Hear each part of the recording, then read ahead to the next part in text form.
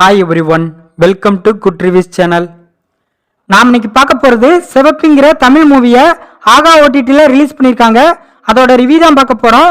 இந்த படத்தோட கதை என்னன்னா, ஒரு கிராமத்தில் ஒரு சின்ன பையன் இருக்கான்.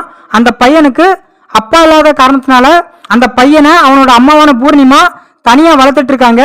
ஒரு நாள் அந்த பையனோட மாமா அந்த பையனுக்கு ஒரு கோழி கொடுக்குறாரு. அந்த கோழி ஒரு குஞ்சு பொரிக்குது. அந்த குஞ்சை அந்த பையன் தன்னோட குழந்தை மாதிரி வளர்க்குறான். ஒரு நாள் அந்த கோழி குஞ்சு காணாம போயிருது. இது ஒரு பக்கம் கதை. இன்னொரு பக்கம் ஒத்தப்பாறைங்கிற ஒரு இடத்துல புதையல் இருக்குன்னு சொல்லி அந்த புதையல் கிடைக்கணும்னா அதுக்கு நிறைய உயிர் பலி கொடுக்கணும்னு வில்லன் நிறைய உயிர் பலிகளை கொடுத்து அந்த புதையலை எடுக்கணும்னு ட்ரை பண்ணிட்டு இருக்கான்.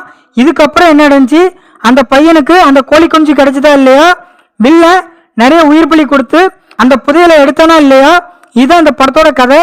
இந்த படத்தை MS ராஜா டைரக்ட் பண்ணியிருக்காரு.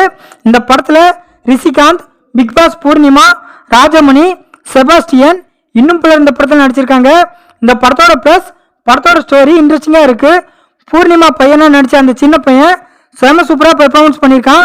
ஹீரோவான ரிஷிகாந்த் அவரோட கதாபாத்திரத்தை கணக்கச்சிதமாக பண்ணியிருக்காரு. ரிஷிகாந்துக்கும் அந்த சின்ன பையனுக்கும் இடையே உள்ள மாமன் மருமகன் ரிலேஷன்ஷிப் ரொம்ப அழகா இருக்கு. பிக் பாஸ் பூர்ணிமாவும் சூப்பராக நடிச்சிருக்காங்க. படத்தில் நடிச்ச எல்லாருமே அட்டகாசமாக நடிச்சிருக்காங்க. படத்தில் அந்த கிராமத்தையும் அந்த கிராமத்து மக்களோட வாழ்க்கை முறையும் காட்டின விதம் சூப்பராக இருக்கு. படத்தில் அங்கங்கே உள்ள காமெடி நல்லா இருக்கு. படத்தில் உள்ள ஒவ்வொரு கேரக்டரையும் நல்லா டிசைன் பண்ணியிருக்காங்க. படத்தில் உள்ள எமோஷனல் சீன்ஸ் நம்மளை நல்லா கனெக்ட் பண்ண வைக்குது. படத்தோட பிஜிஎம் படத்துக்கு ஏற்ற மாதிரி இருக்கு. சினிமாட்டோகிராஃபி கலர்ஃபுல்லாக இருக்கு. இந்த படத்தோட மேனர்ஸ் படம் ஸ்லோவாக இருக்கு. படத்தில் உள்ள சில சீன்ஸ் ப்ரெடிக்டபிளாக இருக்கு. படத்தில் ட்விஸ்ட் சஸ்பென்ஸ்னு பெருசாக எதுவும் இல்லை. படத்தில் செகண்ட் ஹாஃப் ஸ்கிரீன் பிளே லேகிங்காக இருக்கு. மொத்தத்தில் இந்த படத்தை பார்க்கலாமான்னு கேட்டால் யதார்த்தமான வில்லேஜ் டிராமா மூவி பார்க்கணும்னு நினைக்கிறவங்க இந்த படத்தை பார்க்கலாம். இந்த படம் ஆகா ஓடிடியில் அவைலபிளாக இருக்கு. இந்த வீடியோ பிடிச்சிருந்தா லைக் பண்ணுங்க, ஷேர் பண்ணுங்க, சப்ஸ்கிரைப் பண்ணி சப்போர்ட் பண்ணுங்க. Thanks for all.